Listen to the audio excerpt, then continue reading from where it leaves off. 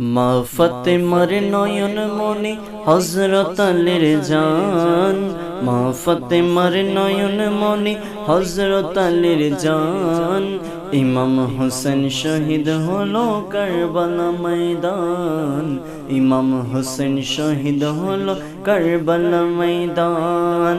দয়াল নবীর জবানে কারবালার বয়ানে, দয়াল নবীর জবানে কারবালার বয়ানে আওলাদে রসুল শহীদ হবে হাদিসে প্রমাণ। ইমাম হোসেন শহীদ হলো কারবালা ময়দান, ইমাম হোসেন শহীদ হলো কারবালা ময়দান। মা ফাতেমার নয়ন মনি হযরত আলীর জান, মা ফাতেমার নয়ন মনি হযরত আলীর জান।